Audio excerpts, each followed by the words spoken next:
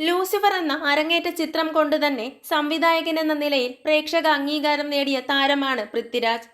ബ്രോഡാഡി എന്ന OTT റിലീസിന് ശേഷം മോഹൻലാൽ തന്നെ നായകനാവുന്ന ലൂസിഫറിന്റെ രണ്ടാം ഭാഗം എമ്പുരാന്റെ പണിപ്പുരയിലാണ് അദ്ദേഹം ഇപ്പോൾ. ലൂസിഫർ ഫ്രാഞ്ചൈസിക്ക് തിരക്കഥയൊരുക്കുന്ന മുരളി ഗോപിയുടെ തന്നെ രചനയിൽ ഒരു മമ്മൂട്ടി ചിത്രം ചെയ്യാനുള്ള ആഗ്രഹത്തെക്കുറിച്ച് പൃഥ്വിരാജ് നേരത്തെ പറഞ്ഞിട്ടുണ്ട്. ഒപ്പം മുരളി ഗോപിയും.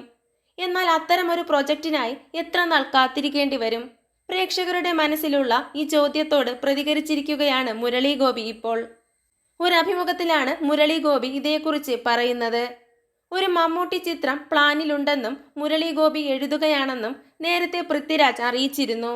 ഈ ഒരു ചിത്രം പ്രതീക്ഷിക്കാമോ എന്ന ചോദ്യത്തിന് മുരളി ഗോപിയുടെ മറുപടി ഇങ്ങനെ: അങ്ങനെ ഒരു പ്ലാനുണ്ട്, പക്ഷേ അത് എപ്പോൾ എന്നുള്ളതാണ്. ഇനിയിപ്പോൾ പ്രൊജക്ട്സ് ഇങ്ങനെ വരുന്നുണ്ട്. ഞങ്ങളുടെ ആഗ്രഹമാണത്. ഞങ്ങൾ സംസാരിച്ചിട്ടുണ്ട്.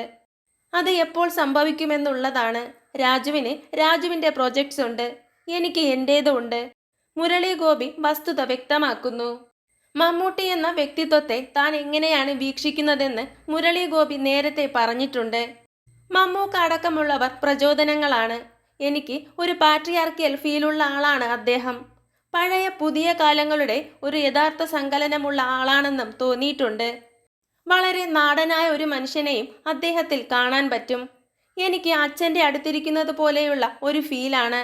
അദ്ദേഹത്തിൻ്റെ മനസ്സിൽ നമ്മളോടുള്ള സ്നേഹം നമുക്ക് ഫീൽ ചെയ്യാൻ പറ്റും. പക്ഷേ അത് പ്രകടിപ്പിക്കുന്ന രീതി വേറെയായിരിക്കും.